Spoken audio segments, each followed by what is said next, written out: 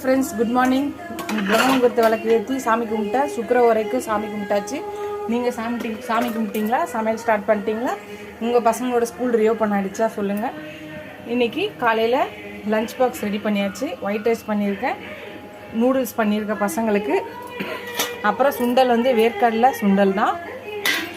அப்புறம் இன்றைக்கி பாதாம் ட்ரிங்க்கு தான் இன்றைக்கி அவனுக்கு.